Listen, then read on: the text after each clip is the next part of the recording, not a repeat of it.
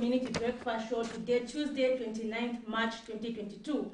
I am your host, Ipora Mshela, and I'm joined by my co-host, Alex Shimba. Today we have very interesting topics for you. We are going to be talking about the funeral policy that was launched by the Ministry of Local Government and Rural Development in conjunction with Zanamaka last week. And so this funeral policy and data capture actually intends on getting information, social and economic information of market traders, also as well as health information. So this is in a bid to actually formalize the informal sector. This is in a bid to formalize markets so that they can have access to health insurance, they can have access to a funeral policy and all those things. They can be covered as well. And then also going to be talking about the anticipated recruitment of 30,000 teachers.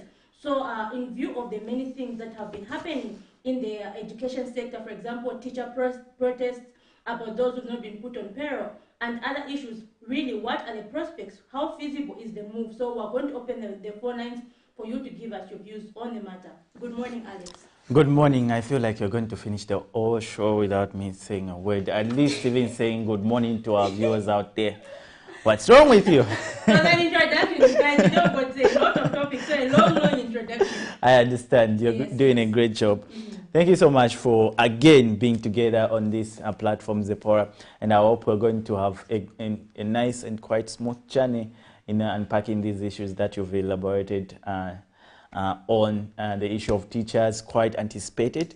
Yes, 30,000. You know, that's a huge number. Yes, 30,000 is a huge number, and obviously it will swallow all our people, even our family members. It's just time to make that phone call, start preparing your papers.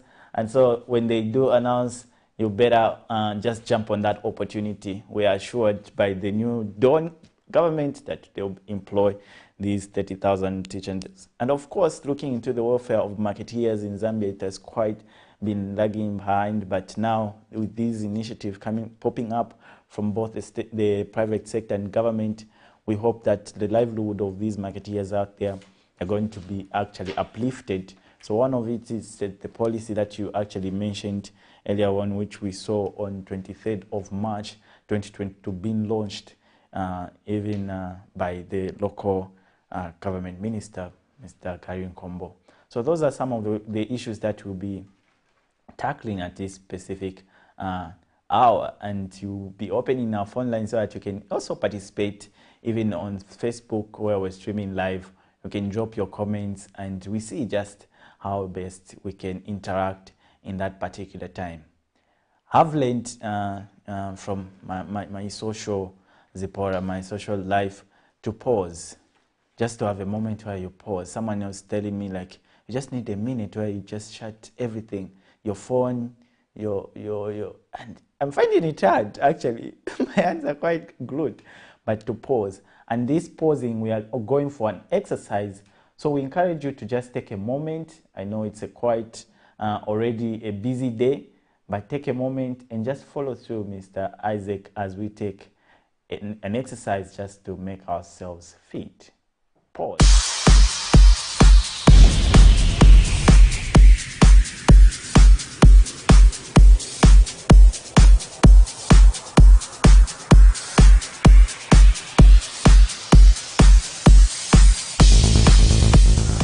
Good morning, Camnet viewers, and welcome to Morning Boost. I'm so glad that you've tuned in. Let's do some simple basic workouts for you to stay fit and you go about your day. All right, so we'll start with a warm-up for a minute. Let's go.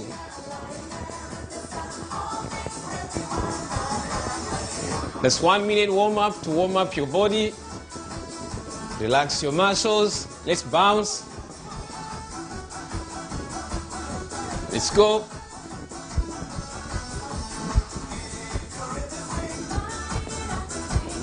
Good morning, good morning, good morning, and how are you?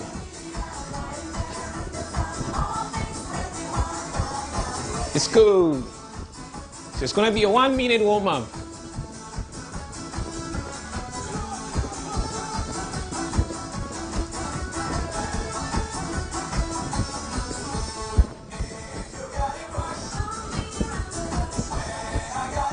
Just a warm-up, let's go.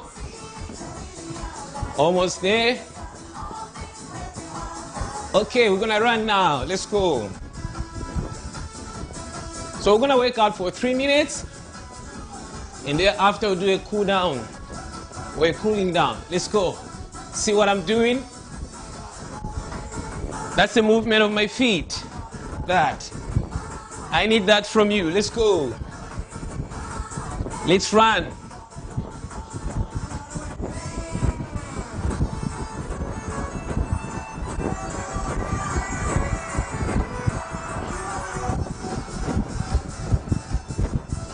Let's go. Very basic today. Keep going. And 4, 3, 2, match now. Okay, that was your first workout. Let's go to the next one. Kicks now. 1. Kick and let the blood circulate on your legs. Let's go. 3 minutes workout. After that, you do a cool down. Kick. Let's go. Kick. Bring it to the knee now. Knee high. Squeeze the tummy when you do that. Let's go. Squeeze here. Go. Squeeze here. That's the part I'm working on. Let's go. Easy. Back to running now. Let's go. You need this every morning. Let's go.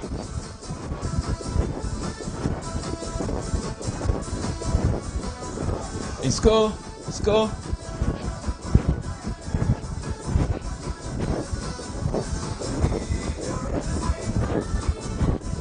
Go. And kick now. Kick, side kick. This side. Back. This side. Kick.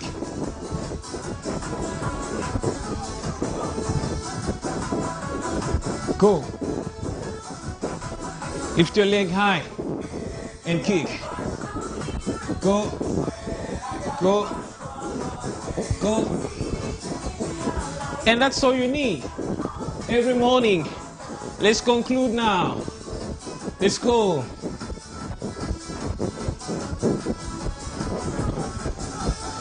And let's run.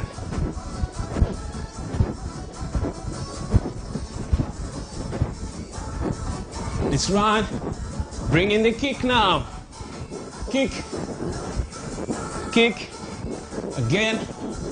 Kick. Bring it to the knee now. Knee. Knee. Last kicks. This one. And this one. This one. Let's go. And matching. Very simple what you've done today. Looks like you have not done anything, and yet it's able to work out. Let's match. Let's go. You're almost there. It's almost 5 minutes of a workout. So thank you so much for tuning in. Basic workouts today, and have a blessed day. And I'm signing out. My name is Isaac Matsa.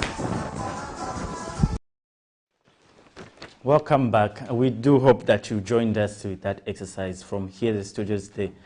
The room was really quite full of activities. I could see Zipporah there. Zipporah, how was it? I'm really tired, really. Including our floor manager. It was quite something. Yeah, so thank you so much, Mr. Isaac, for that exercise. We really appreciate your input, really. Zipporah, moving on to next thing on our breakfast show, and that is just the projection of the money market. And we just need to take advantage also to make mention that, of course, this slot for money market is up for grabs in terms of advertising for, if you want visibility for your company, really you can come through and also declare interest and sponsor this particular segment of the money market. As well as the health segment, which is actually next. Yes, which we're going to actually have next after this. So let's just take a look at how the money market looks like, updated today, the 29th of March 2022. So there you go. The United States dollars is buying at 17 kwacha point 18 Ngwe and selling at 18 kwacha point 15 Ngwe. The South African rand is buying at 1 kwacha point 21 Ngwe and selling at 1 kwacha point 24 Ngwe. The euro is buying at 18 kwacha point 89 Ngwe and selling at 19 kwacha point 26 Ngwe. The Great British Pound is buying at 23 kwacha point 32 Ngwe and selling at 23 kwacha point 78 Ngwe. So there you have it. Should be a bit of stabilization with the dollar kwacha exchange. Well, we saw this same figure with yesterday's. Yes. There's no much difference in terms of if you going out there for businesses.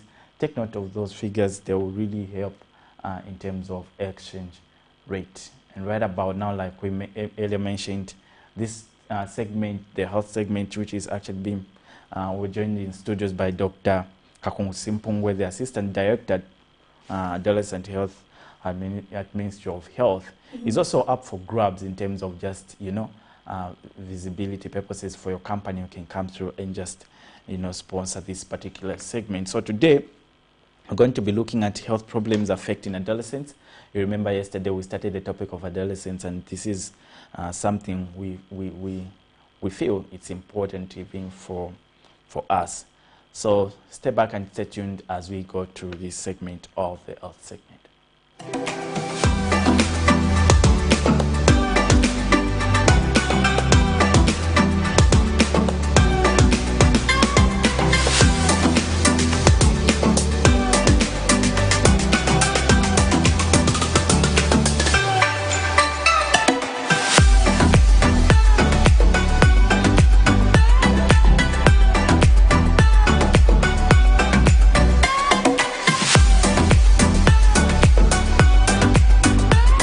Good morning, viewers. This is your doctor, Dr. Kakung Simpungwe, Assistant Director at the Ministry of Health. I'm a member of the Medical Women Association of Zambia, and today we continue our series on adolescent health. Yesterday, we talked about who an adolescent is. We defined an adolescent who is a person aged between 10 to 19, and what is special about this person, how they are still developing, and they are not able to make responsible decisions sometimes because their brain is not fully developed. We also talked about how they desire to be independent from family members or from parents and to really value acceptance by their peers. And we also talked about the fact that during adolescence period, both positive and negative behavior are established which manifest in adulthood. So today we'll continue with the series. We'll cover the topic titled Health Problems Affecting Adolescents. So which health problems do we see as a health sector, as clinics, as health workers, which affect young people? Generally speaking, adolescents are regarded as a healthy population. I think if you were to visit most of our facilities, you'll find that most of the patients you find are either under 5, being brought by women or grown-ups, and generally adolescents are not seen in most of our facilities. But that doesn't mean that they are not affected by health problems. Our records reveal that yes, young people, adolescents are affected with a number of health problems that we want to discuss today. So firstly, the issue of HIV and sexually transmitted infections. This is one problem that has not spared adolescents. We have statistics or numbers that indicate that we've seen an increase in the number of adolescents who are infected with HIV. The infection can occur during pregnancy, during birth, for those adolescents who get infected from their mothers, mother-to-child transmission, but a good number of adolescents also acquiring HIV and other sexually transmitted infections through risky sexual behavior. Then we also have a problem of teenage pregnancy. That is a pregnancy of A young woman who is under the age of 20, this is a health problem, and it can lead to very serious complications and even death. So again, teenage pregnancies arise from child marriages. It can be a product of child marriage. It can be a product of peer pressure. Someone is pressured to engage in a protected sex and they fall pregnant. It can also be a product of sexual gender-based violence. Some young girls are raped, they are abused within their homes or in the neighborhood, and they fall pregnant. So that is also a health problem that concerns us. According to the numbers we have in the country, 1 in every 3 girls has a child or is pregnant, and I think that is not very encouraging for our country. Then the other problem that affects young people is gender-based violence. This is both physical, which can be beating, slapping, kicking, as well as sexual gender-based violence, which I just talked about. It can be rape, being forced to have sexual intercourse when you are not ready.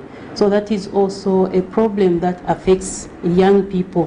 1 in every 5 girls suffers sexual violence or is raped, and 1 in every 10 boys also suffers the same sexual violence. So this is an area of concern for the Ministry of Health, which we need to address together with the community. Then we also have issues to do with mental health. I think in the recent past, all of us heard about how depression and suicide has affected young people. So this is also a problem that is very silent, very hidden, but it affects young people and it needs to be redressed by both parents, the community, and the Ministry of Health. Then we also have issues to do with alcohol and substance abuse. It's very, very common for us to nowadays to see a lot of young people drinking alcohol and also smoking.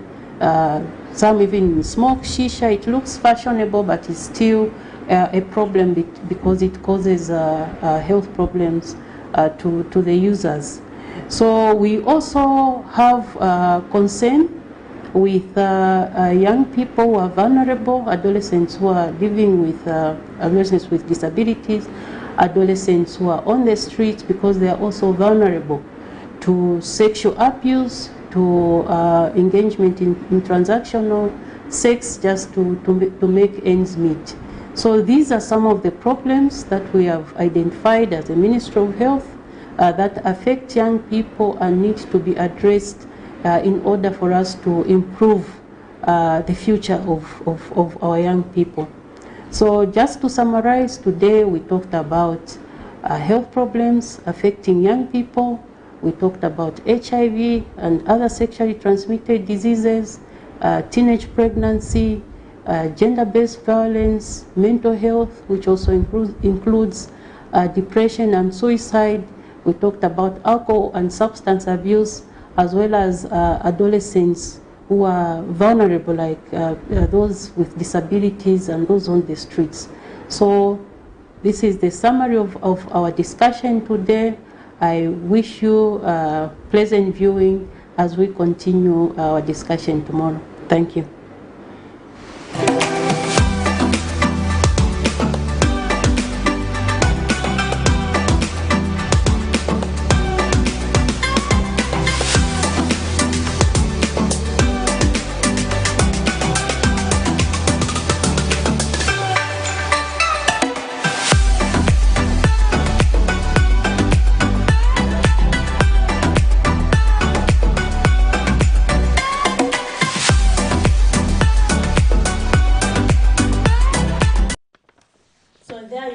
So that was Dr. Simpungwe on adolescent health. Alex, I don't know if you learned 1 or 2 things from there. Yeah, the need for just the adolescent to take care of themselves and avoiding certain vices, like indulging in activities that can lead them to various, sexual transmitted diseases.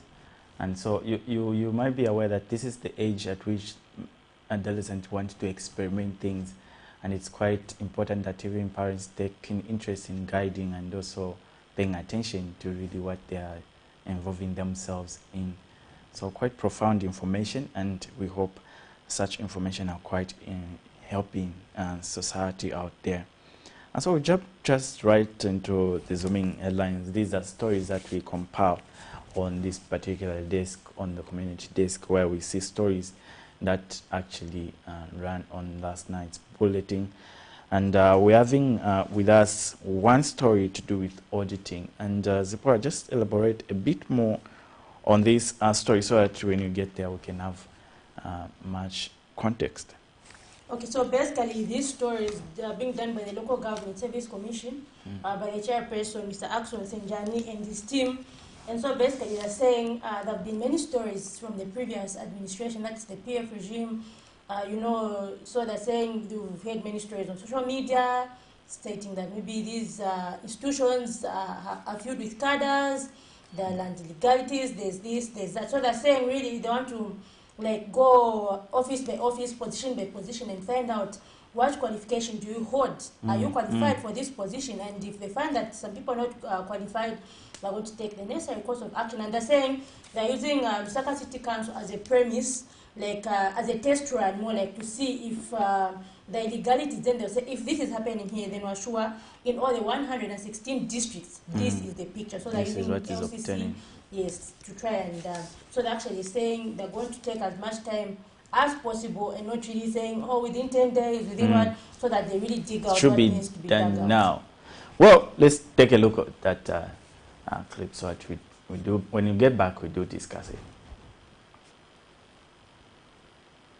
Local authorities in Zambia, like in other countries, have many mandates, among them to maintain roads, street lighting, public transportation, and markets, among other functions. In this regard, local authorities are one of the major public institutions in all districts, acting as a center coordinating most activities. Reports arising from the former ruling Patriotic Front administration is that political cadres were employed in these institutions, leading to a high level of unprofessionalism and illegalities. There have also been reports of lack of productivity at these institutions due to overemployment. The Local Government Service Commission, however, says it will conduct a human resource audit in all local authorities, beginning with the Lusaka City Council LCC, to determine if this is true. Speaking during a meeting aimed at commencing the human resource audit on Monday at LCC, Local Government Service Commission Chairperson Mr. Axon Senjani says each member of staff will be required to produce qualifications for the position they hold.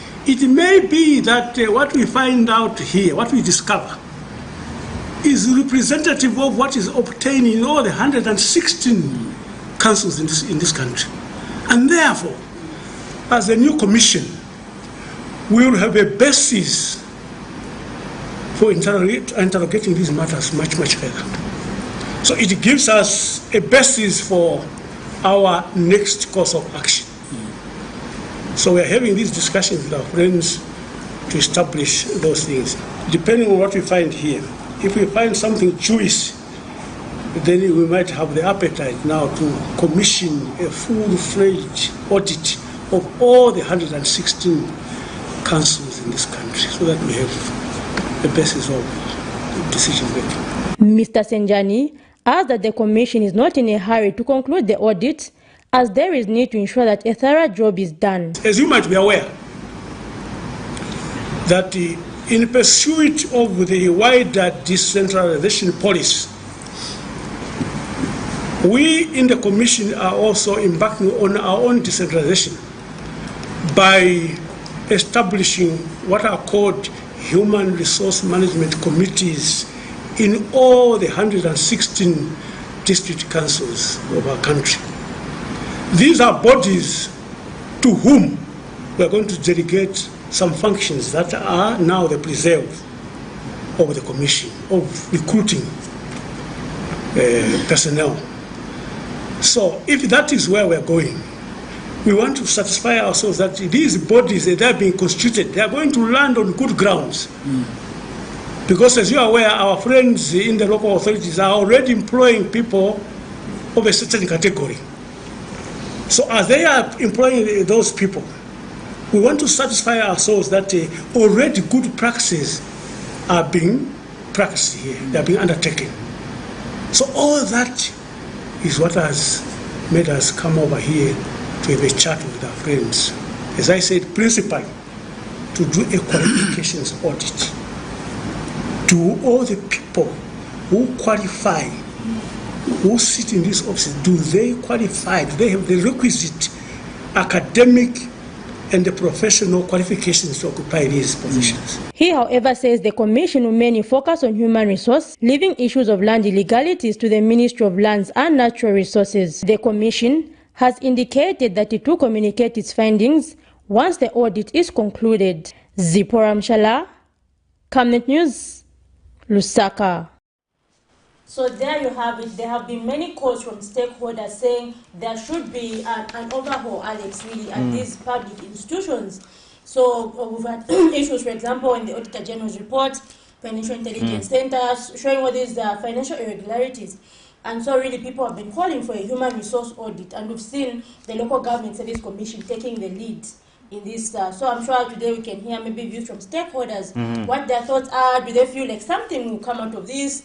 Yeah. Really, we're going to hear different views from stakeholders on the same. Yeah, we want to see if that thing will be quite executed, because you may agree with me, we've seen such things in the past, and they just end there where they threaten the service, the staff, you're going because you don't have a certain qualification, but we don't see anything at the end of the day. So because the concern is, if, for example, if they find that someone holding an office does not qualify, are they going to get that person maybe fired or maybe transfer them to something suitable? That's the concern. Or, and there's been an argument. Are they going to say next time? You remember we had someone on set last time who was saying, no, these MPs, for example, when they go somewhere, they just won. But really, people want to see action.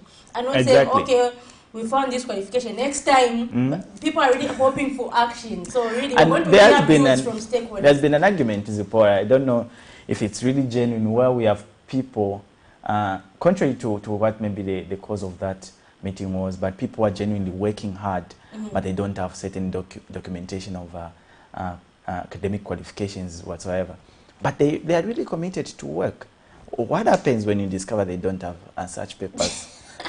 So it becomes quite a challenge. In such a case, they really need that documentation, because, for example, imagine, for example, apart from the local authorities, say if this audit is extended maybe like to the medical fraternity and all that, as an example, they are saying if someone knows how to cut, how to do it, if they don't have the qualification, if in case someone dies, what happens in that case? They'll say, I want to sue you, you don't have the papers, and all that. So papers are needed no matter what, regardless whether you know the job or not. Well, where are you throwing talent? There are people who are naturally good at maybe clerk officers, secretaries, or even if they're talented, they should go to school and qualify by a college or university saying they're qualified. And it seems the new administration really is quite particular when it comes to qualifications. Yeah, when it comes to qualifications. And we do hope that thing, whatever the meeting is by Mr. Axon Sinjani, will take really an expected outcome. Yeah. Moving on to a story that we also compiled on the issue of the funeral policy that, like, we will soon dig deep into.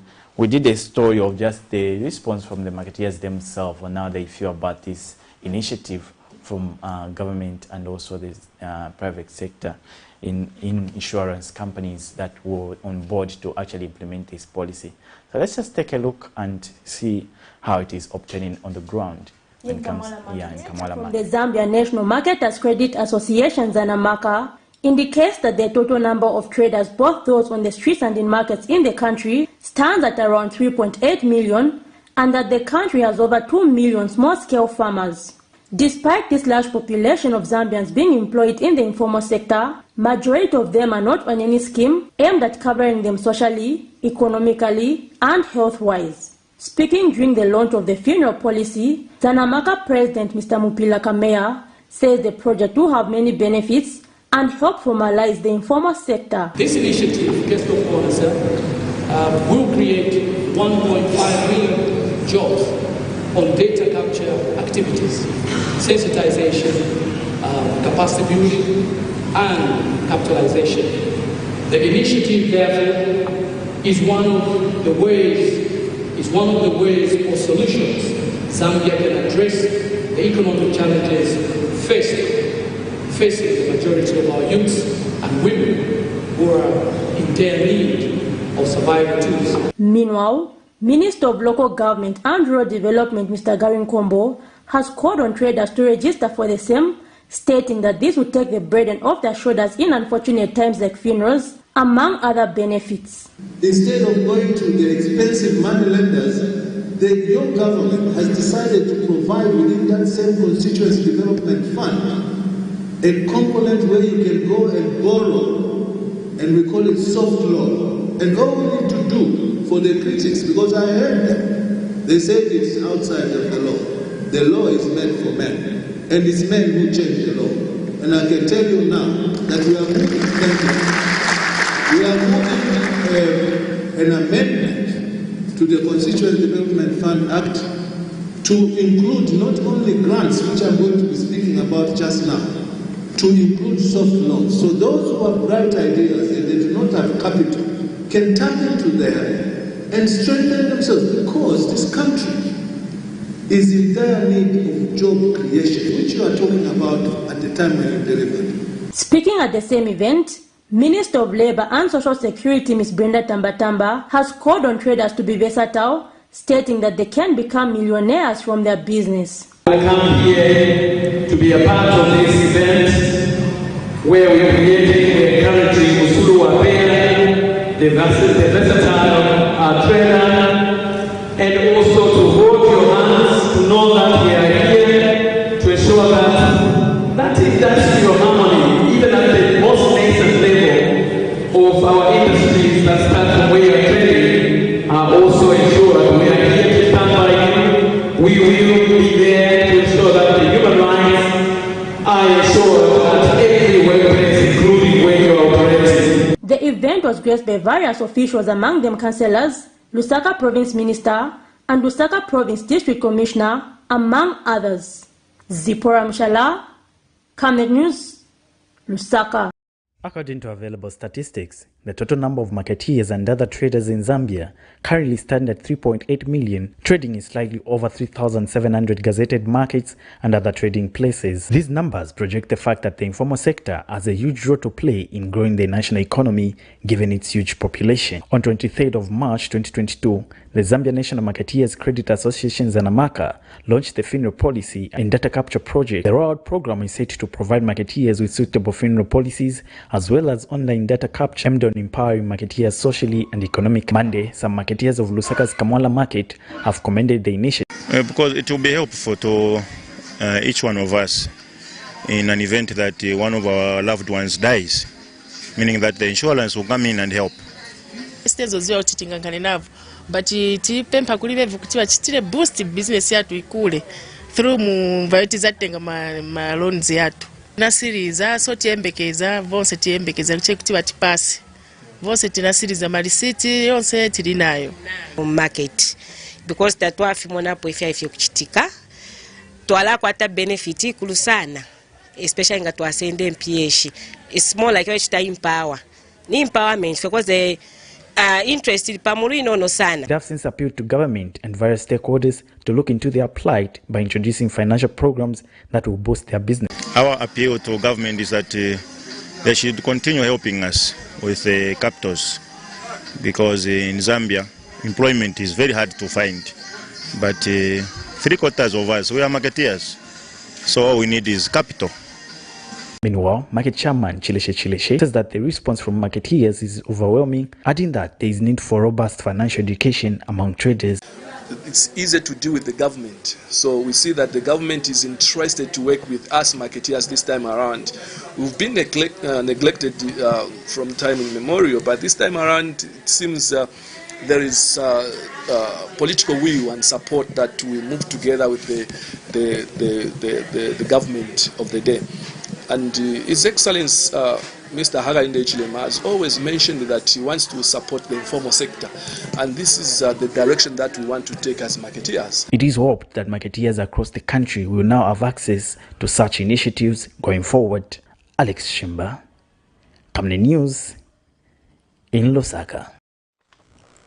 There have been some stories that are dealing with the marketeers in terms of just empowering them with some financial assistance.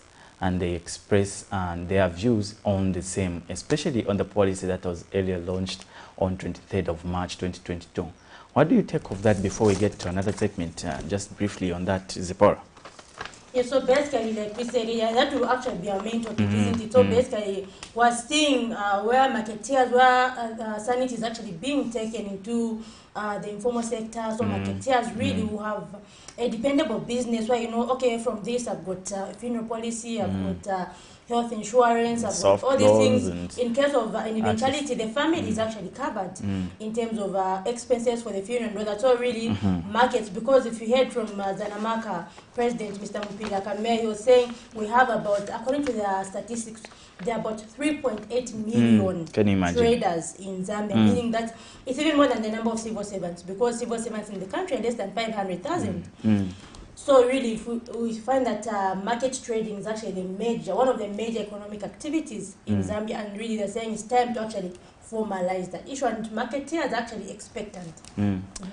Yesterday, the Commission for Teachers Commission of Zambia did announce the advert for the 2022 teachers recruitment of the 30,000 teachers to be coming soon, as they say. So it's some information that I've really taken the social media and also the mainstream media really in terms of just people commenting, sharing their views. And so that's what we're discussing now, right about now, just to try to unpack this development in terms of what do you make of that information, considering the backlog that is in the teaching service, and also people have waited, people have protested. You know, what would you make of this advert really?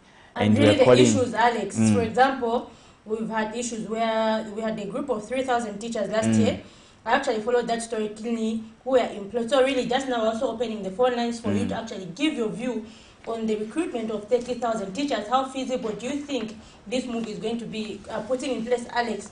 Like I was saying, well, we've had there was a group of 3,000 teachers in 2021 who were actually employed. They even had employment letters, but then they went and camped at the Ministry of Education. If you remember that time, the Minister of Education, Mr. Douglas Sakalima, was in France. And they said, we're going to wait for him until he comes. I remember. They camped there with their pots, cooking sticks, and braziers. So really, they were later addressed, and then we also saw that time PS Drobix Kalumba, at that time before, when it was still PS, saying teachers should actually be careful when they're recruiting, when they're getting recruited, because really you don't really know who is actually getting you recruited. So they're saying it should pass through the formal process. And according to the Ministry of Education, they simply said those 3,000 teachers were duped. They do not know the existence of those 3,000 teachers in the system. So really, Alex, with the recruitment that's coming, all those loopholes, all those concerns. And just last year here, we had that advert which came out in April, where they were recruiting 1,200 teachers. And then we saw those same teachers just this same month in March, about 200 on that group, protesting at the Anti-Corruption Commission, saying they have not been put on payroll, despite their names even coming out formally in the newspaper as one of those people who were recruited. So really, they're saying, according to them, they were told that there was an over-recruitment. So, and they were told that they're not budgeted for. So if their names came out, really, all these loopholes, really, how can you close them to make sure that this expected 30,000 teachers, recruitment of teachers, is done in a proper manner? Really. Yeah, all those concerns are surrounding this. It's actually a conversation of the moment where we get to scrutinize the intent by the new administration to recruit the 30,000 teachers. Quite impressive number and historical for that matter. But the issue, like you out of like, is it 55,000 of backlog? Yeah. So we get to analyze what really do we expect, even from the employed teachers themselves. They've waited for years, you know. I hear that some have even waited as far as 2009, even 2008. For some, they've never really gone into the. That's like over 10 years. Yeah, they've just been doing private. You know, they teach from private institutions. They stop, and they've been just longing for this opportunity to get in the teaching service. where they can be having that security. So this really is a number that means a lot to different people. So you can actually add your voice to this conversation on 0973 1657840, and you get to hear your views. And also be reminded that we're streaming online, and that is Facebook, Camnet TV Zambia, where you get to actually, you watch us live and you can comment in the comment section, and you'll be able to see with what's your view on this recruitment advert that we're anticipating in a short period of time, we hope. I hear the commission actually made mention to say it's coming before second time of academic year. By June, I heard the PS on radio this morning. I'm sure Mr. Joe Kamoko saying by June, really. So that's like maybe less than about 3 months or so from now. Do you have any relative who studied? No, actually both my relatives are employed. The teachers they were employed. Lucky for you. Back then in 2007, they finished a long time ago. A friend whom you can remind. Okay, church members, church members, really. Just to grab that phone and remind them to, long time ago, to prepare. It will really be bad if this opportunity comes at a place where you don't have things in place. So it's important that you do prepare your documents, and come that time when they are going to say, now let's have the application forms and everything, you're going to be one of the first people to be on the queue and make sure that you do apply. So basically we have some stories that you would love us to play so that you can just even follow through the show with some bit of context to see what we're discussing about. So just take a look, I think, on the story of the 3,000 teachers, firstly, who camped at Ministry of Health, just as we set the tone for them. So let's take a look at that story. We are seeking an appeal to the teaching service, the Ministry of Education and the government at large.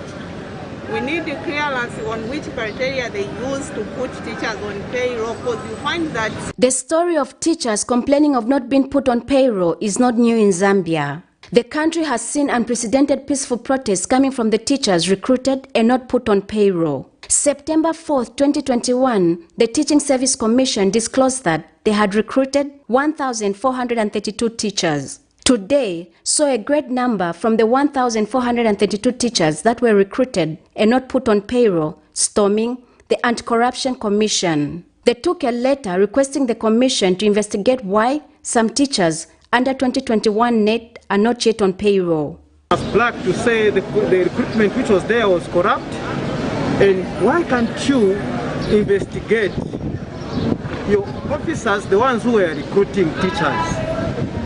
Therefore, we are also asking our peers, our minister and all stakeholders to take interest in this matter, to investigate thoroughly what happened, and the culprits to be brought to book. We are here at SEC. We've also reported the matter to SEC. Despite the Teaching Service Commission assuring the public that the recruitment process was professionally and transparently done, the teachers think otherwise. District, and we have come from very far places, but from September up to date, the Ministry of Education has not put us on payroll.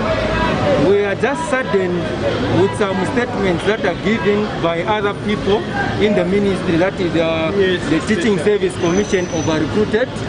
But what we know, as from the little knowledge that we know, is that the Teaching Service Commission, which is our employer, they sit down with the Ministry of Education to come up with the number of teachers to recruit.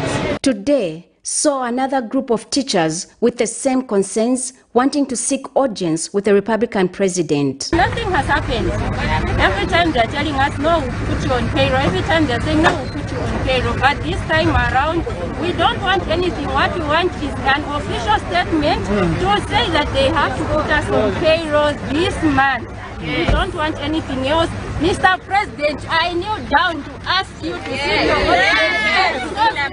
Okay, the teacher kneeling down, asking the president to help them. Yes, we want you to hear our cry today. Please hear our cry today. About 300 teachers that were recruited last year are not yet on payroll. Blessings Chakwila, Camnet News, Lusaka. some teachers had actually protested. And one thing that I've noticed about these protesters... Going on their knees. Yes, one thing that I've noticed, which is quite prominent, is the issue of calling on the president who will go to the State House. I don't know how genuine that is. Like, really? Okay, really, being someone who's actually covered a lot of these protests, I've actually followed a lot. So the idea, like if you talk to them, because maybe of course they're on camera, but then after we discuss it, so the idea really is that maybe they've gone through all the necessary channels and their last hope is now the president. So that's why you hear But the question is, does he even get That's why he does get, obviously. to be briefed on the same, that okay, teachers are protesting. So that's their last, so they feel like that's their last resort. When they feel that they've gone through the necessary channels, then they say, we're calling on the president now to come and take an interest in this matter. Intervene. Yeah, quite unfortunate happenings in the teaching service. We've seen a number of that, really. We've seen a number of that, and the earlier story you mentioned where some 3,000 teachers doing the protest and demanding for actually intervention by relevant authorities. Let's just take a look at this other story, and when we get back, we just dig deeper in the stories that we have on this platform. We are tired. This is a new dawn. This is a new dawn. We are tired. There are so many things to do. Every day talking about payroll. Every day talking about payroll. No, it doesn't make sense.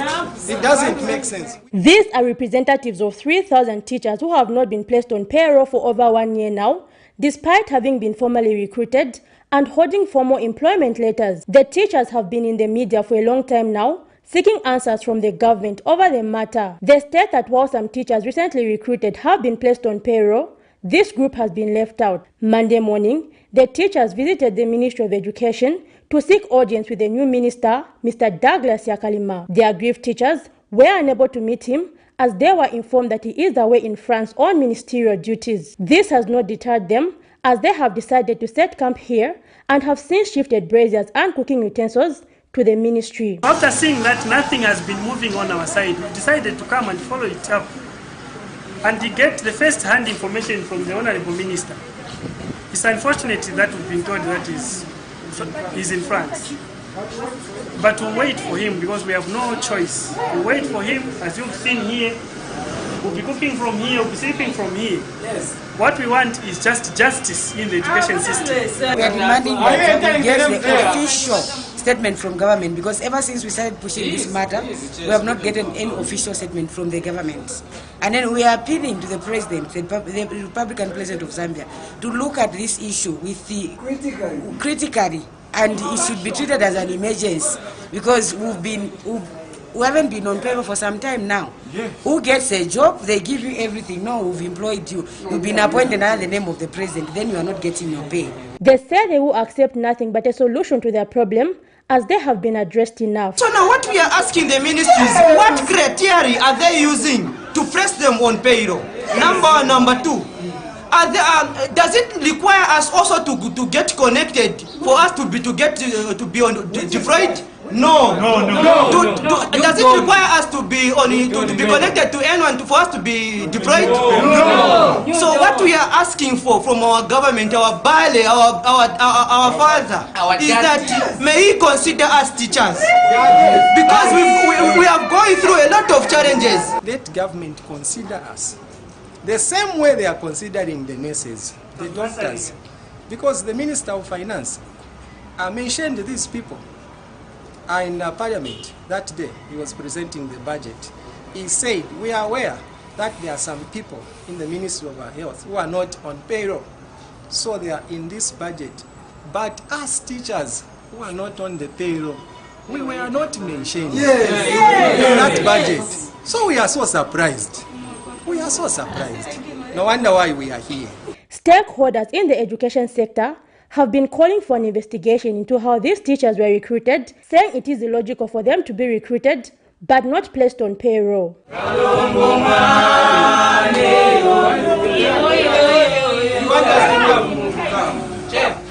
Zipporah Mshala, Camnet News, Lusaka.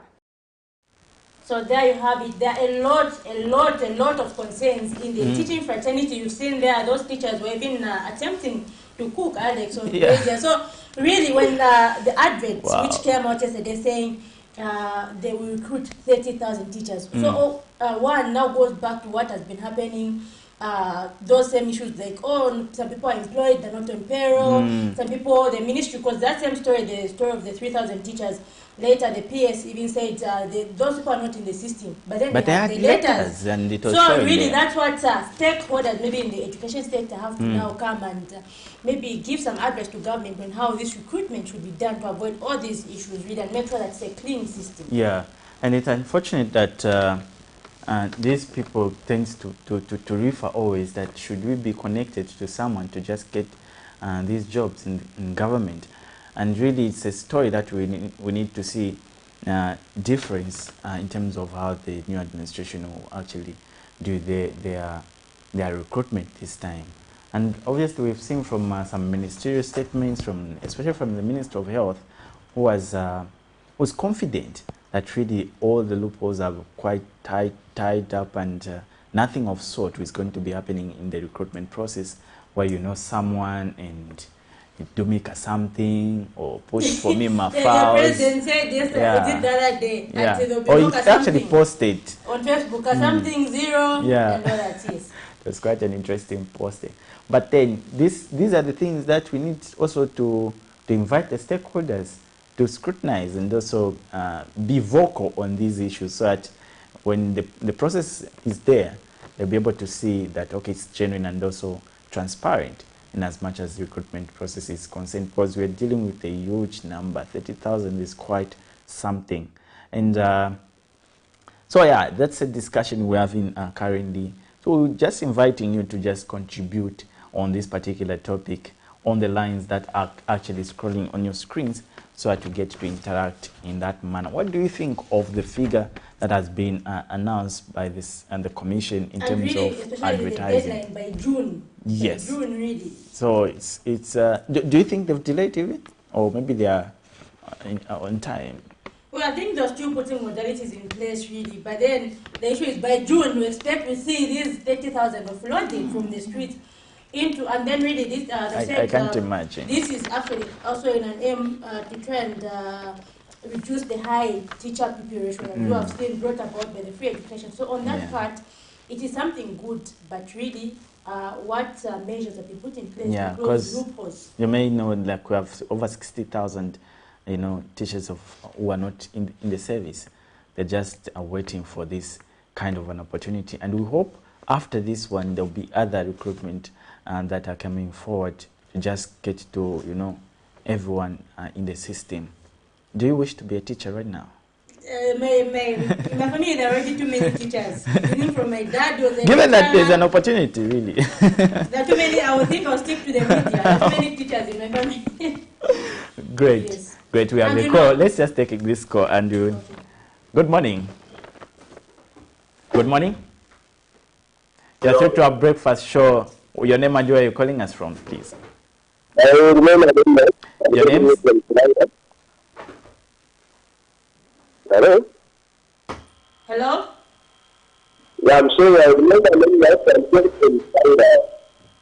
I want to contribute something in this project. Sure, thank you. Go ahead. Yeah, when you look at the number of people in different areas, so when you look at the advertising, everything, when the government said that it's very good time, with me, I have this idea, it was not that we did people who are protected, even we know that we need to make a number. So that before the other people use that to make the way to control, because they are black.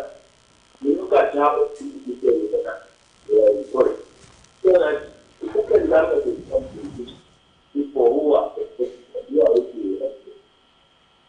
Because when you start at the country, it's a factor of them, but it's a which is affected the growth to the rich. So now, how are we going to do it? Even to the young and the people are not protected. So that is what thank you so much. Thank you so much, sir, for that contribution. And if I heard correctly, it's also kind of relating to the human resource audit, isn't it?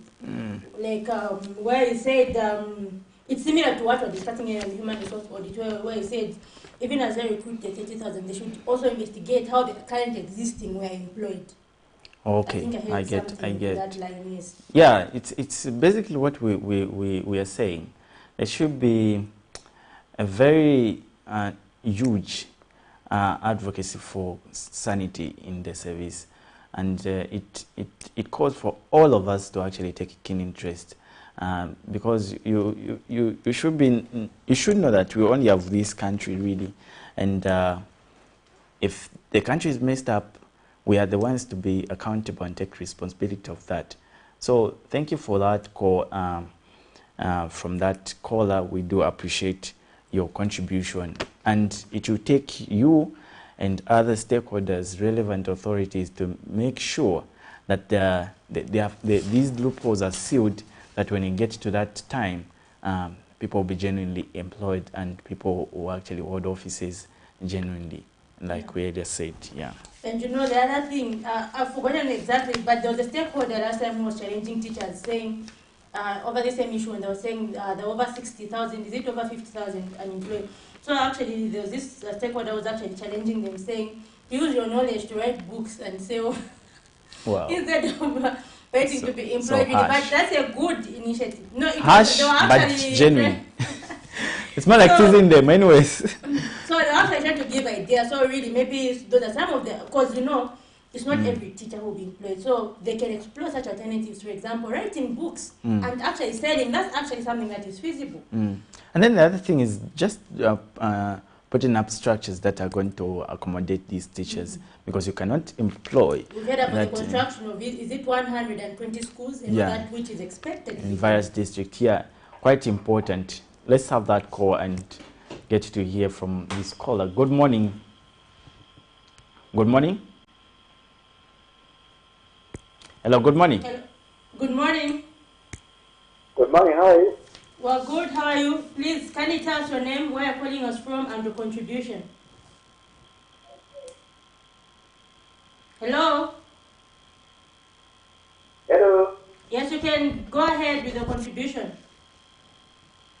Okay, I wanted to talk about the recent subject.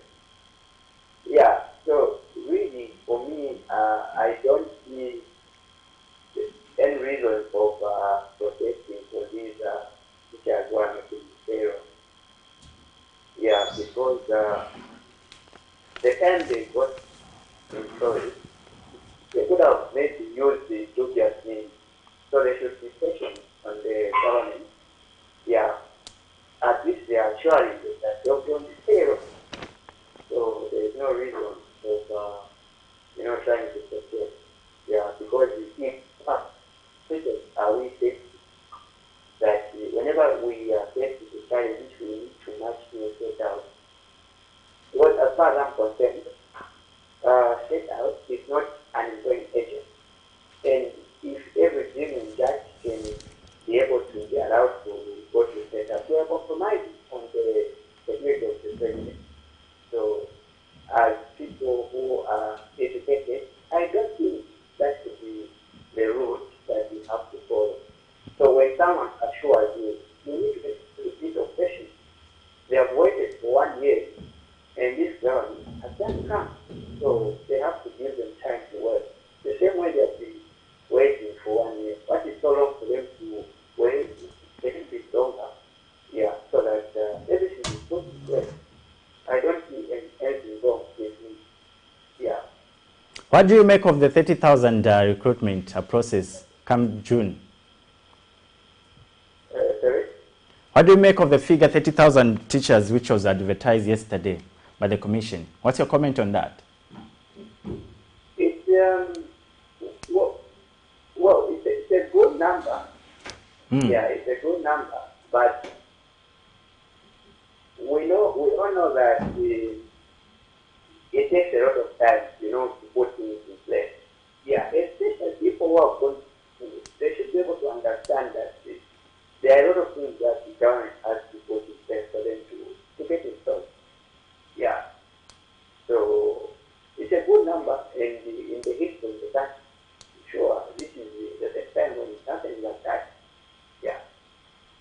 Thank you so I much. think that is my contribution. Thank you so much, sir, for that contribution. Quite profound. So he talks of, I love the way he puts that Jim and Jack just think of going to the state. You're compromising the security, for God's sake.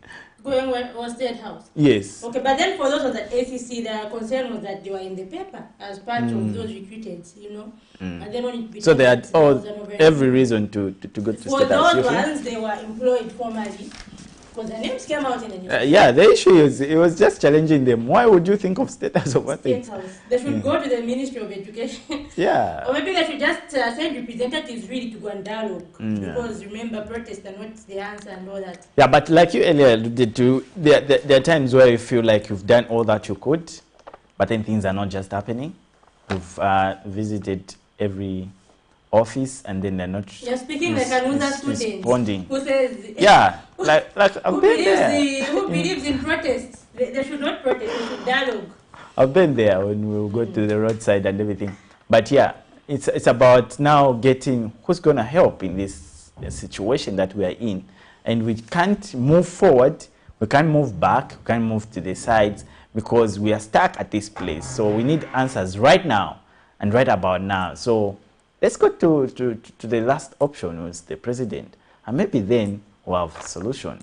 So this is quite the motive that usually people have, which we are not actually encouraging, but we're just thinking outside the box in that matter. So we're discussing the number 30,000 teachers that were advertised.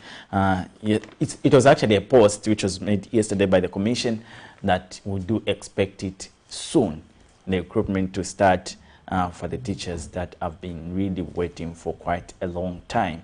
So what's your comment on that? What do you make of the figure really, 30,000, given that we have about 60 plus teachers that have been waiting for this opportunity? What do you make of that number? Is it historical or something that you feel can actually even be done more by the new administration? And also, what do you think of the infrastructure in terms of schools to accommodate these teachers? Let's have that call. Good morning. Good morning. Morning, Alex, and morning, before. Yes, Reverend. Good morning. Hello. Good morning. Good morning, Reverend. Good morning. How are you today? We're doing fine and blessed. How are you doing? I'm permanently blessed, beloved. Indeed. Your contribution, Reverend. Thank you very much. Permit me first of all just to express a little bit of my concern.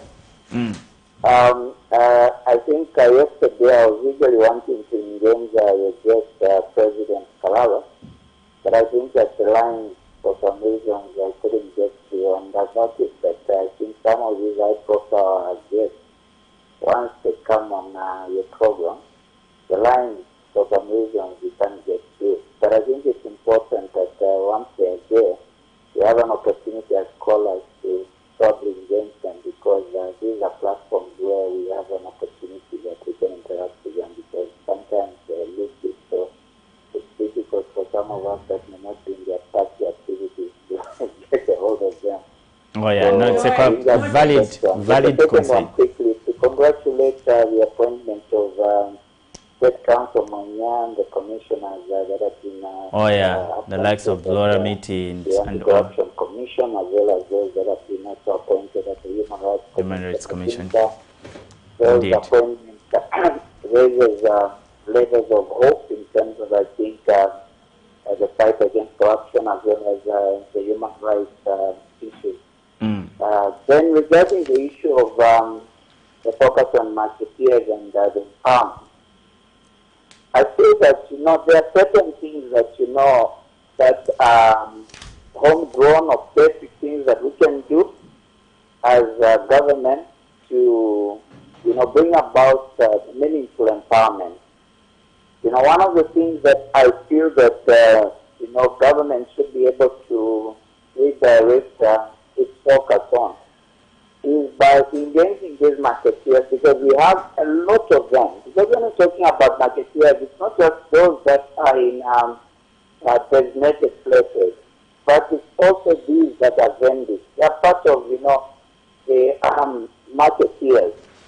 except that for some reason they do not sell in properly designated places, and so they find themselves on the streets. But some of them, it's either they've left those markets or they do not have certain places, their localities.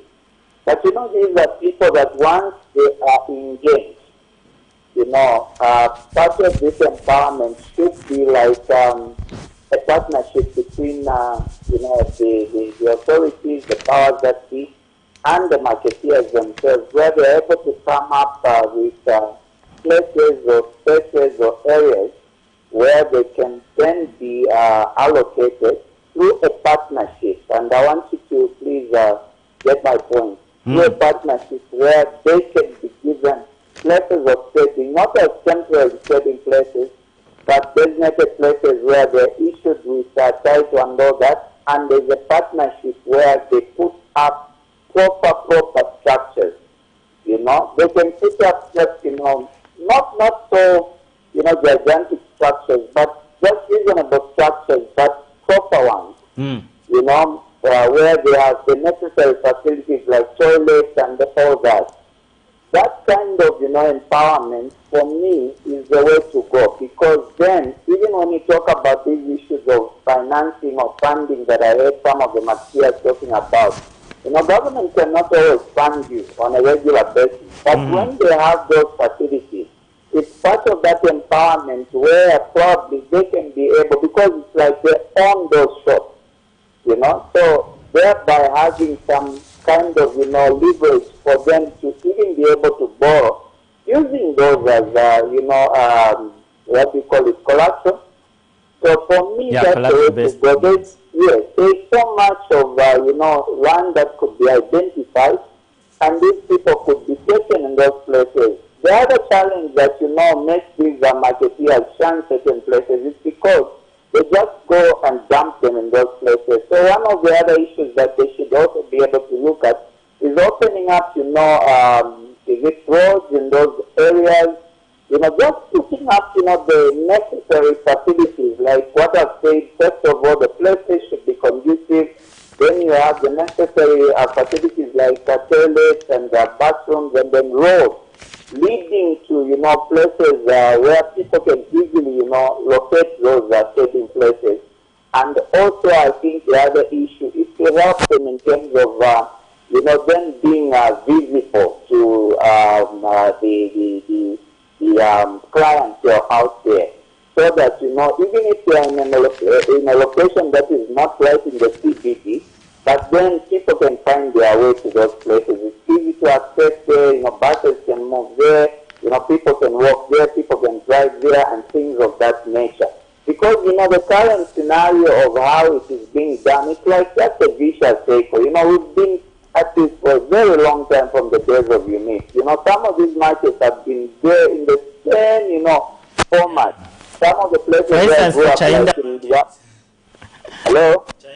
For instance, from 19-something. Yes, for example, in Kabwata, if you go at Kabwata market, where you have now a new shop right there, the old market, if you go inside, some of the structures that are there, they are the old structures that were there in the 70s. Believe me or not. Because I grew up there, and even if I go there today, I still see and identify with those places, you know. There's been maybe a few things that have been done on the outside, because maybe those structures that are on the outside are owned by individuals. But the market itself, inside there, which is a council market, most of the stores there, you know, they still just look, you know, in those ramshackle kind of a thing, you know. So it's about also improving, you know, and modernizing places, but also expanding, because the population has grown, and also people that have gone into the business of marketeering have also increased in number. So how do you manage that vis-a-vis the issue of empowerment? It's by identifying places and then allocate them those places, issue them with titles to own those markets or stores, if you like. Then, unlike, you know, the system, because even what we are doing with the time on the market is good, but for me it doesn't suffice, because you have issues like, for example, you've been covering this, I think, before, as has covered that, or Camnet has done that, you'll agree with me that there are people that built illegal stores in the driveway at Cometa Market. Those are being demolished so that, you know, they clear up that, and they're being located shops at that time on Lane. Then you have already those applicants that apply. So already it's congested, you can see that. So at the end of the day, that's what also brings about issues of corruption, nepotism, and things like that, because you have everyone being pushed to the same place, and those stores are very limited in terms of number. Indeed. All right, thank you, Reverend, for your contribution. Thank you, God bless you. Thank you so much. You know what the Reverend has done? He has just introduced another segment. So I think we'll just move right into the next segment. Which Quite is, interesting, and he has mentioned a lot of things to do with partnership in terms of empowerment, places of trading being conducive. You know, we've seen markets, some markets which don't even have toilets, for instance. You know, the issue of soft loans, like access to funding, finances with these marketeers. So quite important things that he has actually raised. And right about now, we'll be getting to that segment, having done away with the issue of the 30,000 teachers that we're anticipating in terms of being recruited by government. So we'll just take a short break, and when we get back, we're able to just dive right into that segment.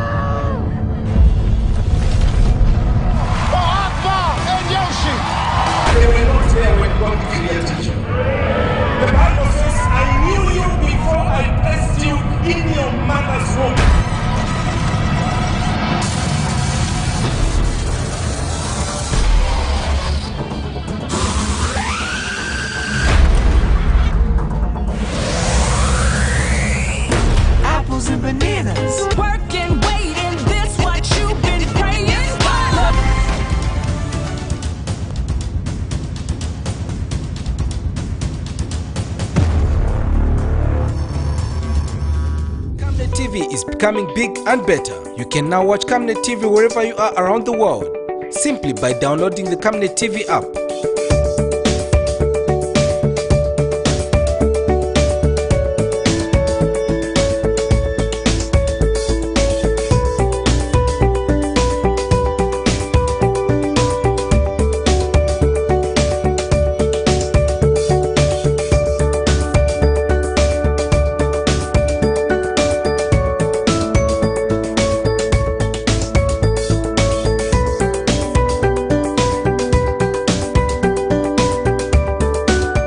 With Camnet TV app, you only use less bundles. Camnet TV, not just another channel. There you have it. Thank you so much for staying in tune with us. Right about now, we just get to dive into another segment that we earlier mentioned, the focus on marketeers and empowerment in Zambia. How has been this narrative? And in studios, we have him, Mr. Masaso Ngoma, who's actually Chinika Ward 11 councillor, to just help us unpack that that topic. You might be aware that Chinika Ward actually houses quite a number of markets, and then being quite a right person to get views on the issues affecting marketeers in that area. Just a simple introduction. By the way, good morning and welcome to our studios. Thank you, and good morning, thank you. Yeah, this is your first time coming out? Yes, it's my first time to be here. Wow, and I hope it will be your first time with the rest of millions times you get to also appear on this platform. A little bit about yourself. We know and be aware of the fact that you are a councillor for Chinika Ward 11. Yes. Yes. Basically, what kind of things are you mostly doing in the ward, which takes much of your work in Chinika Ward? Basically, we are engaging our people in developmental issues. And suffice to say that Chinika Ward houses a number of markets in the city of Lusaka. We have the 4 big markets, plus the other 3 main ones. So we have a population of a lot the four of big markets, namely Lusaka City Market. We have the Old Soweto Market. We have the New Soweto Market, and the famous BH Market, which is a micro South market. So all those markets are lined one after the other. They are all in our ward. And then we have got the other 3 small ones in the residential area. Wafwano, Kalonje, and Segerera. So we've got a huge number of marketeers coming across all the 38 wards of Lusaka city, and later still the country, because we've got a lot of farmers bringing in merchandise. So we deal with a lot of marketeers in that ward. Okay, let's talk about Mr. Ngoma. How has been your journey into this political career, and you finding yourself as a councillor? Maybe just a little bit short background on that. To start with, I think leadership is something that we start at an early stage. And I think for me, it is something that started even before I went to school at household level. And then I think it started to show up in school. I think from grade 3 all the way up to secondary and then my tertiary. How did you in grade 3 you were a class rep? I've been a prefect from grade 3? Yes. Oh wow. From that level. So that's we've been around the circles. I'm a product political career. How did you start out? Yes, you know, I think what makes a politician is a belief in a particular organization or institution, what they are saying, the belief behind it, what they want to change, because leadership is defined as the art of influencing people towards a certain goal. So when I looked at what was happening in this country and then examined the different political parties, for me, I felt then UPND was solving a solution or eradicating a problem that I saw was really affecting our people. So the only vehicle to change what I believe it should have been changed was politics, and because I believe in it, I had to join that political party. That's 18 years ago. At a very, very tender age, I was still in my tertiary. So I joined and we've been together until God helped us. We were in government and we are trying to sort out things and bring the solution to the table. Okay. At the level of the Ward Development Fund and the committees, I mean, do you have any role to play in that, as well as other title that you can refer to aside from being a councillor? Yes, of course, we need to understand the role of a councillor. Predominantly, there are 8 roles that a councillor plays. And now your government has brought something on the table, which is part of the manifesto, because the manifesto is a set of things that you want to come and achieve. So amongst it is to uplift the well-being of marketeers, the informal sector. And you agree with me, last week, there's an institution that looks after the welfare of marketeers. They told us the total population of marketeers countrywide is 3 million, and Lusaka boasts of 30% of that. So you can see we have a very huge number of marketeers here, and the government looked at how do we change the welfare of marketeers. First of all, you need to understand what is the problem that they are facing. So I think the president and his team had to allocate something for the marketeers through the Constituency Development Fund, because there is no individual that does not stay in a constituency. All of us stay in a particular constituency, and later still, we belong to wards. So decisions are going to be made from ward level to the constituency, and then district, and before you know it, the whole country is benefiting, and we are changing the lives of our people. What kind of challenges, given the fact that you're housing a number of markets, what kind of challenges have you noticed and observed in these markets where marketeers are facing? Well, predominantly, I think there are 2 things at microeconomic level that affects our people. And you agree with me that most of our marketeers, they have ideas, they have the energy to work, but capital has been a challenge. So that's a big thing for us. Our people must be empowered, and the real empowerment is to give them ability. And in this aspect is to give them capital, running capital, for them to be able to stock merchandise and later engage into trading. So the big challenge has been how to get financing, and I think that is being now answered through the Constituency Development Fund, because there is a huge chunk that will go to our marketeers and the informal sector. Okay. Yes. And maybe just for our viewers out there, in case you may be wondering about the actual story he's talking about, we can just take a look at the story on the funeral policy to just get a clear view of what happened last week, where Minister of Local Government and Rural Development, as well as Zanamaka, actually launched the funeral policy. So let's take a look at that story. Data from the Zambia National Marketers Credit Association, Zanamaka, indicates that the total number of traders, both those on the streets and in markets in the country, stands at around 3.8 million, and that the country has over 2 million small-scale farmers. Despite this large population of Zambians being employed in the informal sector, majority of them are not on any scheme aimed at covering them socially, economically, and health-wise. Speaking during the launch of the funeral policy, Zanamaka President Mr. Mupila Kameya says the project will have many benefits and help formalize the informal sector. This initiative, first of all, will create 1.5 million jobs on data capture activities, sensitization, capacity building, and capitalization.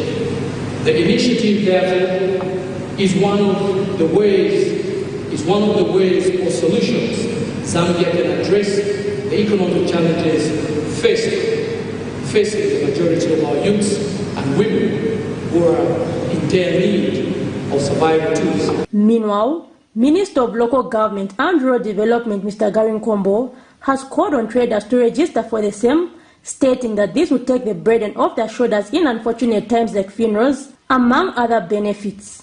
Instead of going to the expensive money lenders, your government has decided to provide within that same constituency development fund a component where you can go and borrow, and we call it soft loan. And all we need to do for the critics, because I heard them, they said it's outside of the law. The law is meant for men, and it's men who change the law. And I can tell you now that we are moving an amendment to the Constituency Development Fund Act to include not only grants, which I'm going to be speaking about just now, to include soft loans. So those who have bright ideas and they do not have capital can tap into there and strengthen themselves, because this country is in dire need of job creation, which you are talking about at the time when you delivered. Speaking at the same event, Minister of Labour and Social Security, Ms. Brenda Tambatamba, has called on traders to be versatile, stating that they can become millionaires from their business. I come here to be a part of this event where we are creating a currency Musulu Wapea, the versatile trader, and also to hold your hands to know that we are here to ensure that industrial harmony, even at the most nascent level of our industries that start from where you are trading, are also ensured. We are here to stand by you. We will be there to ensure that the human rights are ensured at every workplace, including where you are operating. The event was graced by various officials, among them councillors, Lusaka Province Minister, and Lusaka Province District Commissioner, among others. Zipporah Mshala, Camnet News, Lusaka. So there you have it. That was the story on the funeral policy, just a trend of what the Ministry of Local Government and Rural Development, as well as Zanamaka, are actually doing on the funeral policy. And Mr. Ngoma, really, are marketeers willing, maybe from your analysis, are marketeers willing to take up the same? Are you also maybe conducting any sensitization to make sure that they are aware about this funeral policy? Of course, marketeers are ready. Because I think one of the things that really affects the role of a councillor day in, day out is you coming in to help your people with issues of funeral. So we are grateful to Zanamaka for that great initiative. It is a brainchild. So we are engaging our marketeers, first of all, to understand what that funeral policy is all about. By the way, it's not just about the funeral policy, but it's also some kind of insurance to protect their capital. in case anything happened. So it's not just looking at the funeral policy. Even the fires we've had really in the past. If our people had a policy to protect their businesses, before you can know it, the institution engaged there who pay them their compensation if they suffered any accident. So it's a welcome move, and all of the councillors, not just here in Lusaka but countrywide, we are sensitizing our people. It's one of our roles for them to appreciate what is on their table, and it's not expensive. So. And how much really maybe? Do you have any figures of how much they are supposed to be contributing? It's different depending on which one you choose. Okay. But I think it is as low as 5 kwacha per week. Per week. So you can't fail. How much you put in is how much you get. So they can actually choose, or it's just... They can choose. They have made it's open. They can choose to suit them, because you see, our marketeers are not operating at the same level. Yes. The others that are at a very, very low level, but that is an engine to uplift their well-being. So we are going flat out as a city to engage our marketeers. So we have got a lot of work just to sensitize and encourage them. Okay, so with such initiatives, where do you see markets going in the future with such initiatives? Of course, the role of local government is to engage the grassroots. We want to change how we operate our markets, and also our people should go to the next level. We cannot remain on the same level year in, year out, but we need to progress. How do we progress? Is to bring initiatives that are addressing the problems that our people have had for a long time. So in the near future, you see the picture in the markets changing, even how our people conduct businesses.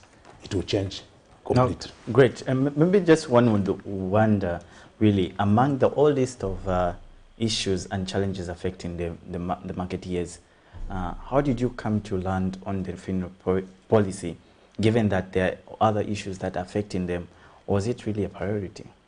Yeah, it is a priority, because our people get affected day in, day out.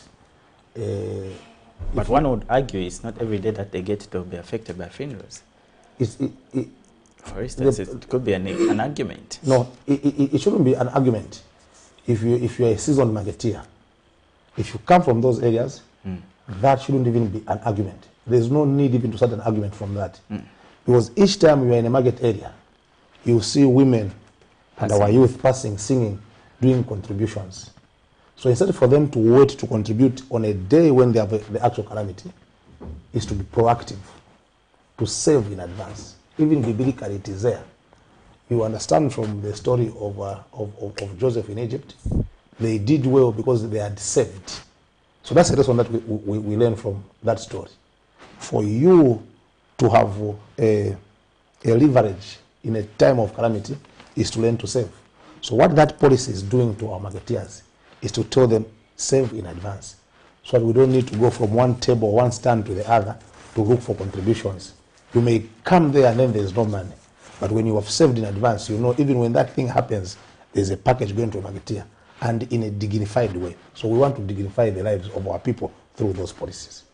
I had an opportunity to interview some of marketeers at Kamwanda Market right here in Lusaka, and there is this mix of understanding where they feel they're going to be given money, like actual money in terms of they feel like it's empowerment. Yeah, it's empowerment of sort. Can you just clarify the difference between this policy and just the actual empowerment where you are giving money as capital in that case? Yeah, I think thank you so much. In the same fora, when that policy was being launched, when it was time for the minister to speak, he came in and then I think he did beautifully. He clarified the matter. The policy is there to help our people save in terms of calamity, funerals and problems, but also to increase their capital base. The actual empowerment where our people now will be given resources, funding, it is a government engine. So Zanamaka, which is an organization that looks after the well-being of marketeers, they discovered to say our marketeers have got problems in terms of managing their capital, maintaining it, making it to grow. So how do they do it? Is at least create a funeral policy, not just a funeral policy also, but some sort of insurance to protect their business. When government gives them money, which is part of the CDF now, in terms of soft loans and grants, it has to be protected. How? By them being subscribed to a particular insurer. And in that case, Zaramaka entered into a partnership with Liberty Insurance and Zaramaka to look at the welfare of marketeers. So they will be saving part of their proceeds through the engine which Zaramaka has brought on board, which is that funeral policy and also insurance. Yes. How transparent is the process, given the fact that we've had a number of initiatives coming on board, but then we don't see the outcome, the positive outcome of the initiatives? What's so different about this one? And also, how transparent is it that we don't see some people getting away with huge funds, especially those who are in the forefront? Of course, I think it was launched not in isolation or in a hidden way. The actual... I mean, that's how things start. They start in the public. No, but I mean, there is a document that prescribes how everything is going to operate. And that's what we are interested to hear. So if they tell you, if you contribute, let's say 10 kwacha every week, in a month you have given 40 kwacha. The maturity period is, let's say, 6 months. Then perhaps in that 6 months you happen to have a problem. What you expect is, let's say, a coffin, a food, and funeral expenses. So you know you're covered. But also they will tell you, if you save 100 kwacha in, let's say, 24 months, you will benefit 500 kwacha, for example, away from your savings. That's security enough, because there's a document that is guiding that. So it's not somebody pocketing money from you, but they are managing your affairs, because it's an institution that themselves as marketeers erected. It is a recognized board here in Zambia looking after the welfare of marketeers. So it is their institution. So you cannot doubt your own house. It is their house. Trust it. It's your house. And really, maybe someone can feel that maybe 5 kwacha is too low. How realistic is that in terms of maybe saving for an eventuality, given the economy we're in? If they say 5 kwacha per week, if we're looking at maybe one of the least policies, one of the least maybe insurances. So that means in a month they save about 20 kwacha. So how realistic as such? Should they maybe save higher? Or how realistic have you people who are in partnership with Zanamaka, have you done a feasibility study to see how realistic? Yes, there is a feasibility study. You can't just do things anyhow. For example, it may take me 10 years or 20 years to come across a funeral. So, in my own family, because it's in the house where I stay, I may be very close relatives, let's say my father and mother, my children. Let's say, with the grace and help of God, it takes me 10 years, 20 years for me to be affected. How much would I save? And if it takes you 1 year, what happens? That's why now, it's not everyone that will be affected in that year. It's from your friends' contributions that they say, no, like for you, it's Bora, what you qualify for is this one. So that money also, that institution, Liberty and Zaramaka, you know how insurance works. It's a money that they channel back into income generating activities. They make money out of that, and then what they make goes back in those coffers, and it will look at the welfare of marketers. Insurance is guided by the law and how it works. So that's why they have brought now a genuine insurer, Liberty, a seasoned insurance company. It's not just one thing that they made behind the corner, no. Are you going to pay for that advert?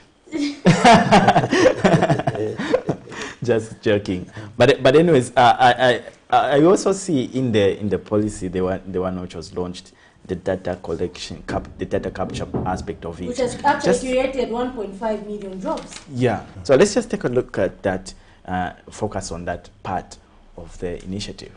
Data capture, what does it entail? Yeah, what it entails is that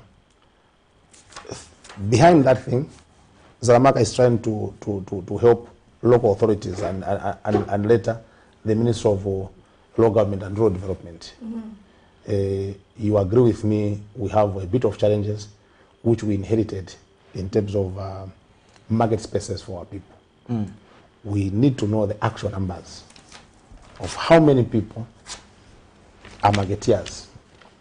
Out of that total number, which section deals, let's say, in tomato trading? So we must establish entities, markets, to look at those businesses.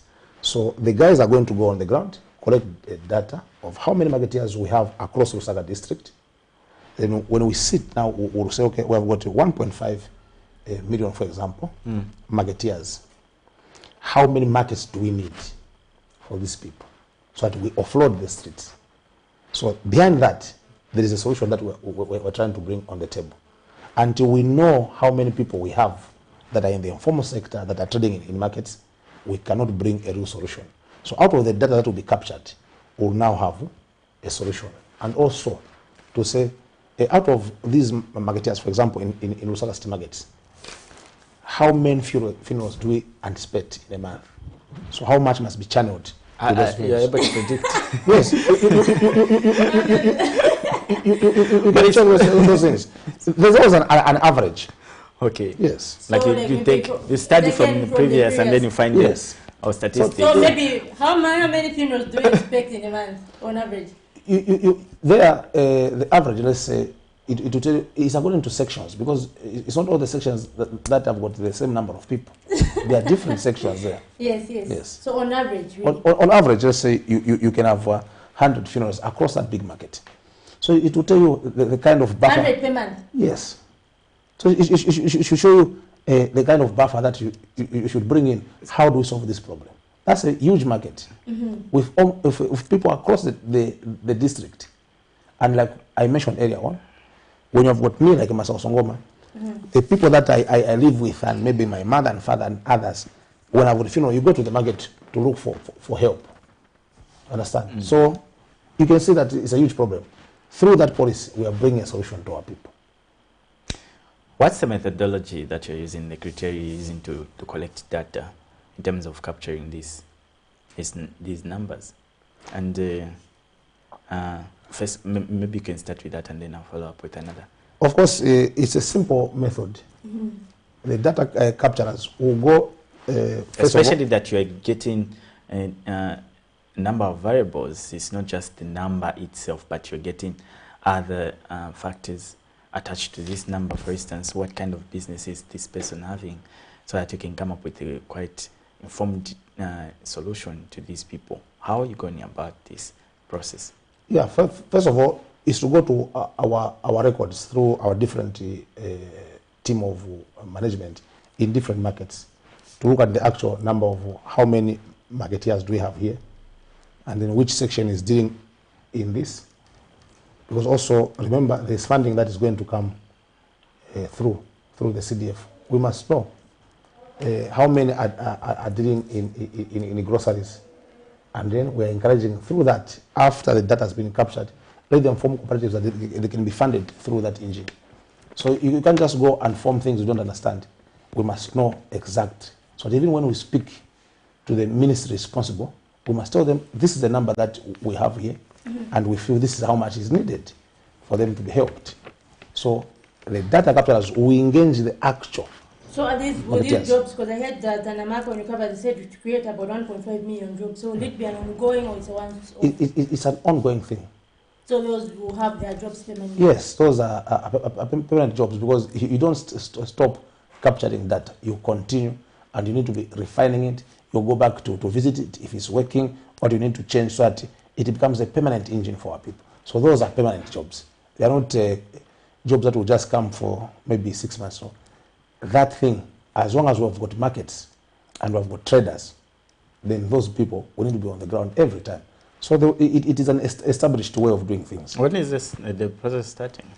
It should start next week on Tuesday, because it's third. It was launched last week, and it's starting on third, data capturing.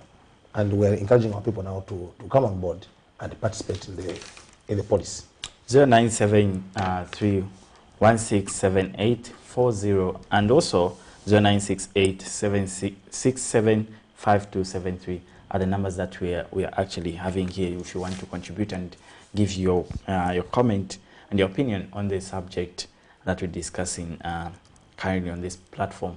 We get just to interview some of the marketeers at Kamwala Market and get their views on the subject that we are discussing. Let's just take a look and stay tuned.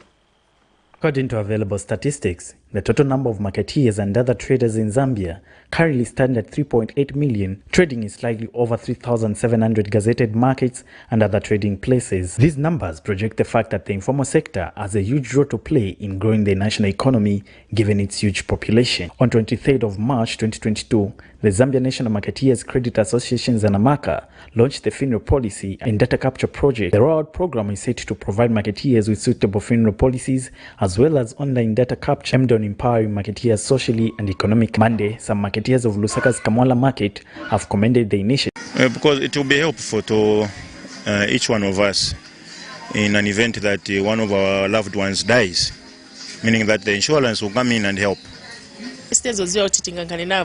But tipempa kuli bevu kuti bachitire boost business yatu ikule through mu variety zatenga ma loans yatu na series so tiembekeza vonse tiembekeza kuti batipasi vonse tina series za malisiti yonse tili nayo market because tatwafi monapo ifya kuchitika twala kwata benefit kulu sana, especially nga twasende mpieshi.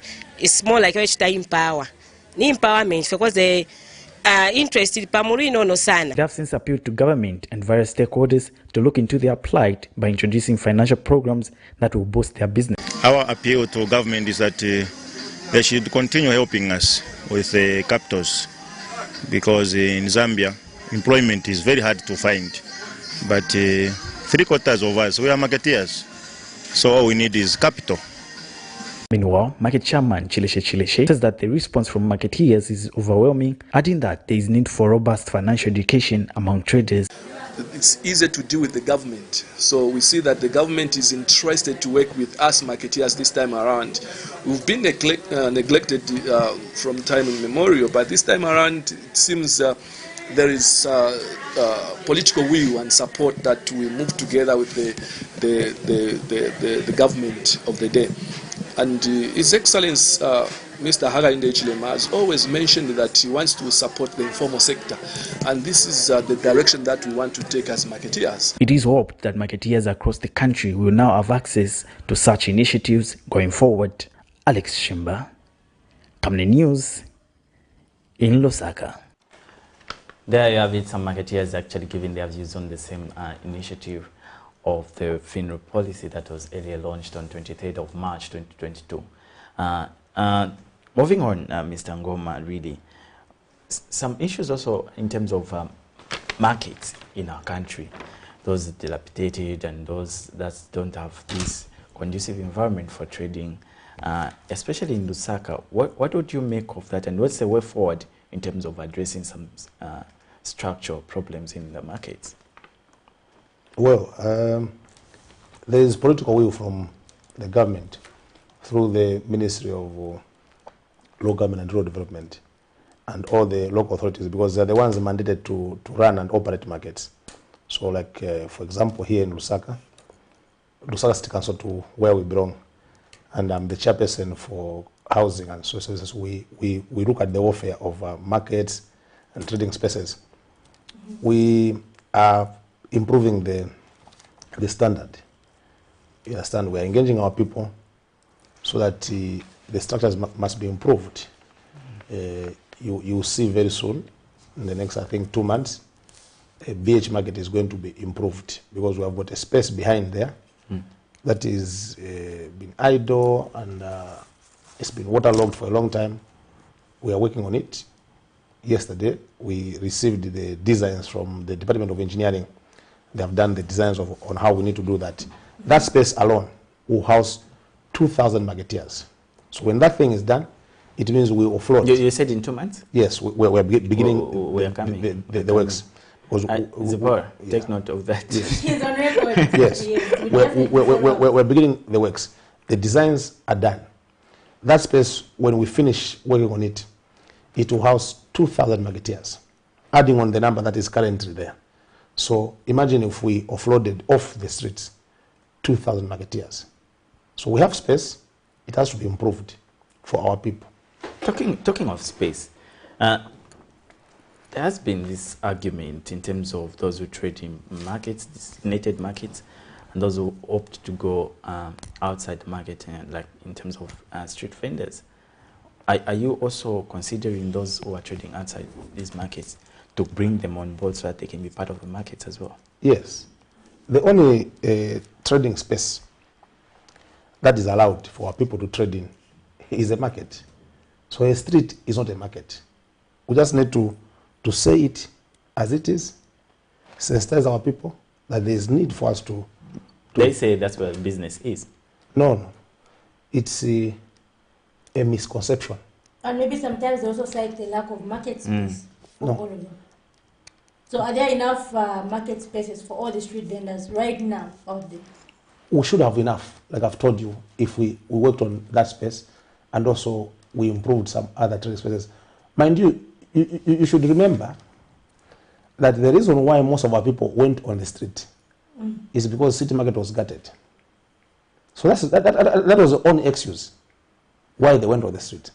Now that we are almost finishing it, it will be ready very soon, a maximum 3 months, because we're just doing some wind up between the Ministry of Finance and the disaster management, because that was a disaster. So DMMU engaged ZNS to be the contractor to help in those works. So we're just waiting for a bit of funding so that we finish the remaining works. We're at about 90%, 10% remaining on city market, and with the other market, the new market, Simon Mwalen, we on the main market is 2% remaining. On the other small market, we have 15% remaining of the works done.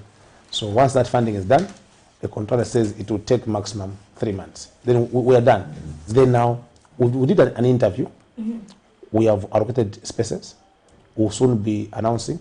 Then our target was the people on the streets that we give them. But remember now that most of our people that are trading on the streets, not all of them don't have spaces. Most of them are coming from Lusaka City Market. If we went there with you, you find that some tables there don't have people. The same with New Soweto. So now there is a need for us to engage our people, to appreciate why a market is built. Government spends money that they must trade from here. Those are safe trading spaces, and they are the only spaces mandated by law where people should do business. A street is not a market. What happens to those who are on the streets going forward, provided that there are spaces in the market? Once government, through the local authorities, has now worked on all those spaces, like for example, city market is done, Simon Mwale lane is opened, we go to a BH market, is worked on, our people will be taken back there. When you will be found in the street, it means you are working against the system. What happens to you? Then there will be bylaws there. The local authority is mandated to make bylaws to control the situation. And we'll make those bylaws. I will not preempt what it will be, but we'll work within the law. Just from the way he's even looking at me, and he's like, I have a relative there, and I'm thinking, it's going to be dangerous. No, it won't be dangerous. It is for them. They're doing it for them. Yes. We should have some control in this country. If it is good that we have dealt away with cadarism, which was a problem, it must be good that we must also deal with issues that are affecting how the city is. In this case, street vending. Yes. But of course, it's not a war zone. It's to engage our people. Because we understand why they went there. So leadership should come in there. Like I told you earlier on, leadership is an art of influencing people towards a certain goal. What is our goal? Our people should trade from safe trading spaces, which are markets. So we engage them. We encourage them why they must trade from a market space. For example, we're talking of these issues of soft loans and grants. We just from looking through that interview that was done in Kamara Market, you must be in a designated area for you to be a beneficiary of the soft loans and grants. Not on the streets. No. You won't be captured. It's not designated. How do we find you there again if we want to collect that money back? So it must be You must be of a fixed trading space. In a market, your shop number or your table will be numbered, number 8, so we know we're coming to number 8. But in the streets, how do we number? So it's not designated, and the system does not support it. So everything has to be done carefully. This is a country and this is a city. This is how it must operate. The only, I reiterate that, the only safe trading space is a market area, not a street. A street is meant for vehicles and for us to pass. How is the situation, given that you've dealt, like you earlier alluded to, you've dealt with cadarism and the levy issues, which, well, being noticed and observed in past regimes. How is the situation now on the ground in terms of market and especially collection of a levy? You heard from the president and his policy now, and it was there, but just because there was no political will. The only people who are mandated to collect any sort of levies is a local authority. In this case here in Lusaka is Lusaka City Council. So the people who are employed there to collect money on behalf of the institution, the cashiers and management, are the ones who are collecting money. And let me be quick to mention that we are working towards it, and we are improving every day. It's becoming better because there are no cadres whatsoever. No, unless you showed me. There are no cadres. Where? We don't have any cadres collecting money anywhere. There are no cadres. There are no cadres. I come from an area where I've got the 4 big markets. My office is in there. I work there every day. There are no cadres. And we have said to our people, and this is what we're trying to say, they should learn to follow what is government policy. We have said any form of cadarism reported to the police. It's not for me as a politician or as a civic leader to deal with it. It's a role of the police to put in law and order. And law and order in this aspect is that no cadre should get any money from anyone. So whoever is going to be victimized or harassed by a cadre, they have got police stations. Just in the ward where I come from, those 4 big markets I've mentioned, you'll find there's a police station at City Market. There's a police station at New Soweto, and other small police stations around that area. So our people are free to go to the police and report any issues of cadarism. It's coming from the head of state, and us who work in government must push towards that line. You heard even when he was doing the State of the Nation address, when he was talking about our values and principles, he said any form of harassment to marketeers, bus drivers will not be allowed. And those who be found doing it, they are on their own. And I'm saying what he said. Whoever is going to do any act of cadarism in Chinika Ward, in City Market, New Soweto, Old Soweto, they are on their own. They won't be protected by anyone. Okay, and really, Vin, as we conclude, talking about creating safe market spaces, really that the incidences of fire. So maybe what are the local authorities doing maybe to try to reduce some of these incidences of fire? For example, are you planning on maybe introducing fire extinguishers to these markets? They are there. If you go to City Market right now, you know that the way it has been done, we have got fire points. But are these at every other market? Yes, all the markets. That's why we're saying there's need. That all those markets with makeshifts, not well designed, there is need for us to do the marketeers know how to use them in the event that there's a fire? We always have a team from Lusaka City Council which is placed there in case of any emergency. But also, there is need that our marketeers must be engaged. And we're going to do civic education to them, to sensitize them how it works in case of there was an emergency of a fire. Because this arises from, is it about 2 weeks ago at Munyole Market, Lumumba Road, about 10 market stores caught fire, and really people lost their property. So this is where such issues are arising from. For example, do marketeers know how to use fire extinguishers? Do markets have fire extinguishers really on? Yeah, you're bringing up a good issue, Zipporah. You're talking of Munyole Market. It's not a well-established structure. That's why we're engaging the people there in Munyole Market to say there is need that we develop that market. Because if developing, we've had issues of those people saying they'll be displaced and all that. So by Actually, at one development, point, we moving covered them even a or- story where they were claiming that the land is being sold What to does someone. development Sold to mean? who? Well, information Kindly which clarify is what you mean by development. Do Yeah. you mean just developing the structures or forming? What do you mean by development? By building the actual better market there, not what we have right now there. Mind you, you should remember that was a temporary structure. You understand? That is council land, temporary structure. And I want to say here on set, council has entered into partnership, which government is encouraging. So we're coming to build a market for them, the marketeers.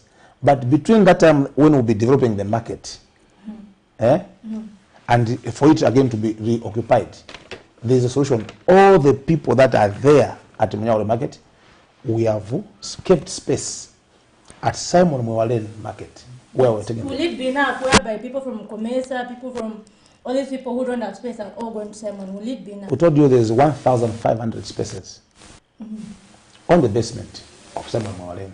Just now, I'm speaking about a space at BH Market that will contain 2,000 marketeers.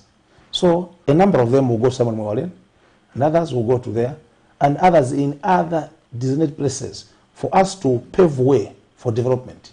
Because you cannot hold on to a market that is not well designed, no toilets, no ablution blocks there, then you want to be there forever. Then you cry government is not doing anything. The only way government can do something is to pave way for development. Okay, that has been really profound. So really, what could be your concluding remarks even as we come to the end of the interview? My concluding remarks and our concluding remarks on behalf of the local authority is that marketeers, our people, should cooperate with the leadership where they feel there is need for engagement. They must be free to come to our offices so that we do these things together. Because at the end of the day, we are talking about our development, we are talking about our country and our city. It only takes them and us to change the city. We are in the office for them, not for us. So we are doing it for them. Indeed, Mr. Massa, also David Ngoma is the Chinika Ward 11 councillor and also the Housing and Social Services chairperson at local government. Thank you so much for coming through and for the information that you've provided. We appreciate your presence. And also, just to make mention that we hope to see you once again, a little short, even more times to come. Yeah. That said, we've come to the end of our show. We've been discussing focus on marketeers and on empowerment in Zambia, and it has been quite a journey where we discovered certain things that actually alleviating the livelihoods of marketeers in our country. And earlier on, we were just focusing on recruitment of the 30,000 teachers as advertised by the Commission earlier yesterday. So basically, those are the issues that we've been unpacking. Tomorrow we'll be having the governance and policy desk coming through to screens. That is Patrick Soko and Sharon Kalimbula, who's going to take you through that program. I do invite you to also take part in that particular show. From me and Zipporah Mshala, I'd say good morning. See you next Monday and Tuesday. Stay tuned.